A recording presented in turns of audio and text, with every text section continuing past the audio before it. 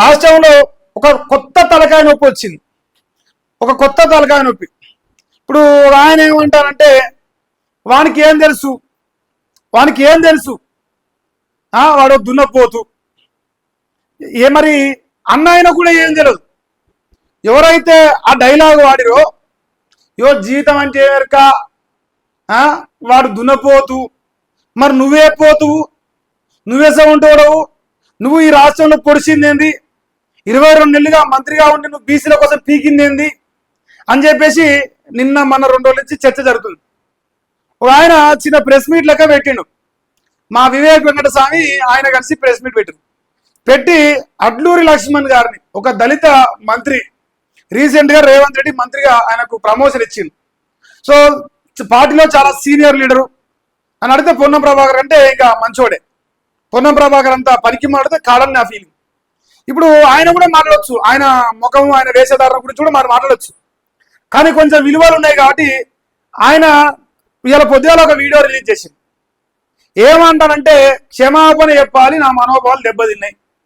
ఎట్లా మాట్లాడతారు, అది మాట్లాడే పద్ధతేనా, మరి అంత కళ్ళు అంటారుగా నెత్తికెక్కినాయా, అంత గోర్జం వచ్చిందా అని చెప్పేసి ఆయన స్టైల్లో ఆయన చెప్పిన విధానం వేరుంది, నేను చెప్పే విధానం వేరుంది. కానీ సో నా స్టైల్లో నేను చెప్తాను. ఫైనల్గా ఆయన ఏమంటే క్షమాపణ కావాలి. ఎట్లా అంటాడు, నన్ను ఒక మంత్రిని పట్టుకొని, అది కూడా ఒక దళిత బిడ్డను పట్టుకొని, అది మళ్ళీ ఆయన సిగ్గు లేకుండా చెప్తాడు ఏమని, బలహీన వర్గాల బిడ్డలు, సిగ్గుదాపినోడు బలహీన వర్గాల గురించి మాట్లాడే బద్మాసుడట, దున్నపోతని ఒక దళిత బిడ్డ పైన మాట్లాడతాడా. వానికి ఏమెరక అంటాడు. మరి ఈయన ఈ మొనగానికి ఏమెరక, ఈ రాష్ట్రంలో బీసీలు ఎట్లా పిచ్చోళ్ళని చేయాలని ఎరక.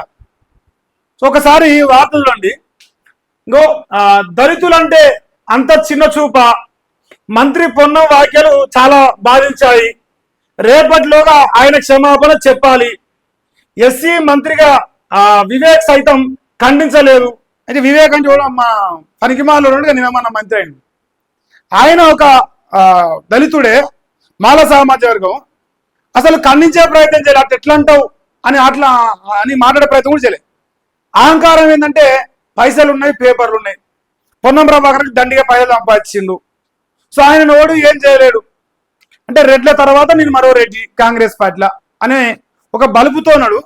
సో ఆయన క్షమాపణ చెప్పాలి రేపటి వరకు అంటాడు. ఇక మరి మాట్లాడదాం.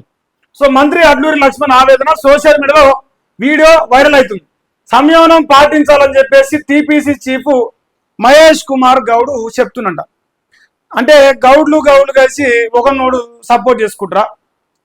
ఇక్కడ పాయింట్ ఏంటంటే ఆత్మగౌరవం ఉన్నోడితో పెట్టుకోవద్దని చాలాసార్లు నేను చెప్తా ఉంటా.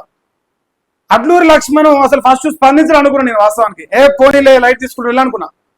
ఆయనకు ఆ సోషల్ మీడియాలో వీడియో చూపిస్తుంటే బాగా అనిపిస్తాయి కదా మనిషికి. కోపం వచ్చింది ఆయనకు. ఇట్లే పొద్దుగాల ఆయన ఉన్నాడు నల్లికుట్ల, ఆయన లైవ్ లో కాల్ చేసినట్టుంది. ఆయనతో మాట్లాడితే ఆయన క్షమాపణ చెప్పాలని ఒక వీడియో తీసుకొచ్చి ఆ వీడియో దాదాపు అన్ని ఛానళ్ళకి ఇచ్చిర్రు. ఇక వాళ్ళు ప్లే చేసారు. అయితే ఇక్కడ బాధాకరమైన విషయం ఏంటంటే ఆయన క్షమాపణ చెప్పాలని కోరిన తర్వాత అసలు పొన్నం ప్రభాకర్ అనే వ్యక్తి దాని గురించి మాట్లాడకపోయినా ఓకే, సరే మాట్లాడలేదు కదా, చెప్పలేదు, మరి మాట్లాడితే చెప్తాడేమో, లేదంటే సమయం వచ్చినప్పుడు చెప్తాడేమో, లేదంటే ఆయన అసలు నేను అనలేదంటాడా, నేను అన్నా అంటాడా, పొరపాటున అన్నా అంటాడా. నిన్నటిదానికైతే సిబ్బంది మీద నూకేసిండు. ఆ సిబ్బంది వాడు కూడా చెప్పలే.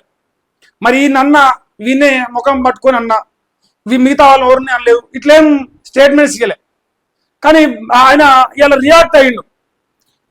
ప్రెస్ మీట్ పెట్టినట్టుంది. మరి జూబ్లీహిల్స్ లో ఆయన ఏదో పొడుస్తా, పీక్తా, నేను గెలిపిస్తా, నేనే మునగాని అనే ఒక ప్రయత్నాలు అయితే చేస్తాం.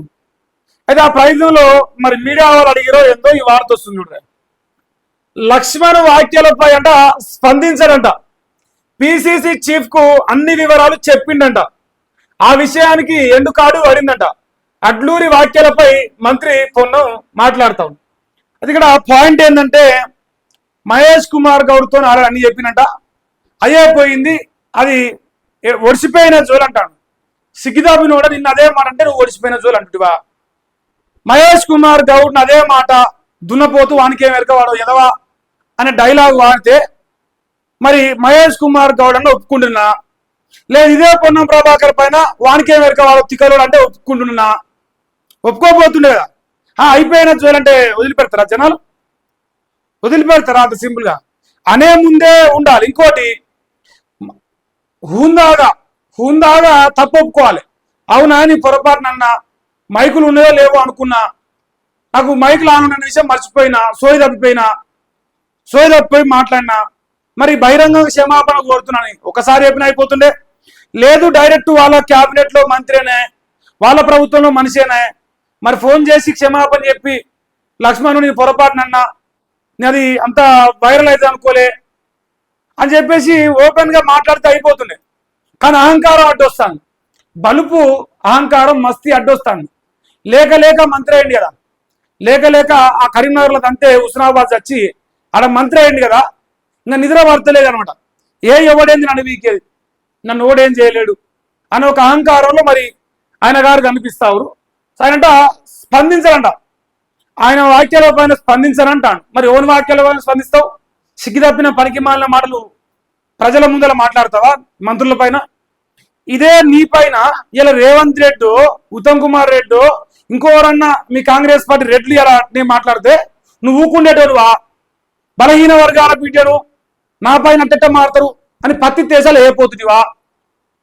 మరి బీసీలకు న్యాయం చేయడం, బీసీల పైన చిత్తశుద్ధిని చెప్పుకునే సన్నాసివి ఒక దళిత బిడ్డను అవమానించి హుందాగా క్షమాపణ చెప్పలేని స్థాయిలో నువ్వు ఉండి ఇక నువ్వు బీసీలకు పొడుచుకొచ్చేదేంది, నువ్వు వీక్కొచ్చేదేంది? నాకు అర్థం కాలే. నువ్వేం పొడుచుకొస్తావు? ఇప్పుడు గూట్లో ఉన్నదే వీకలో ఏట్లో ఉన్నది వీక్తాడా? నీ సొంత కాంగ్రెస్ పార్టీ మినిస్టర్ పైన అనుచిత వ్యాఖ్యలు చేసిన దద్దమ్మవు నువ్వు ఆయన క్షమాపణ చెప్తాను నీ మనసే వస్తలేదు, నీ నోరే వస్తలేదు.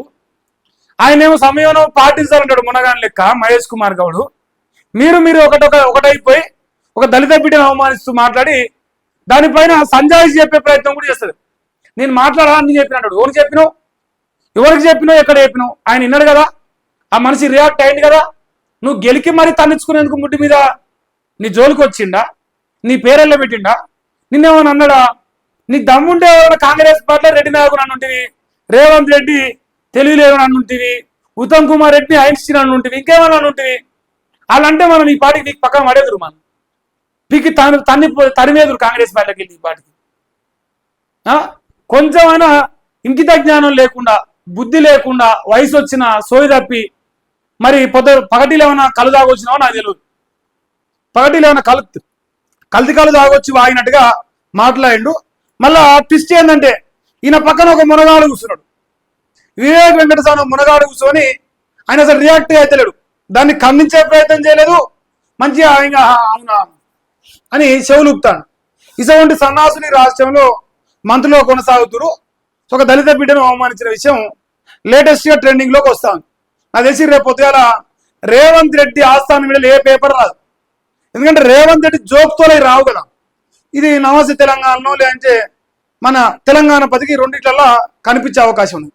మరి రేపు పొద్దుగాల ఎవరైనా రాస్తారా లేదనేది తర్వాత చూద్దామయ్యా. సో ఇది ఒక వార్త.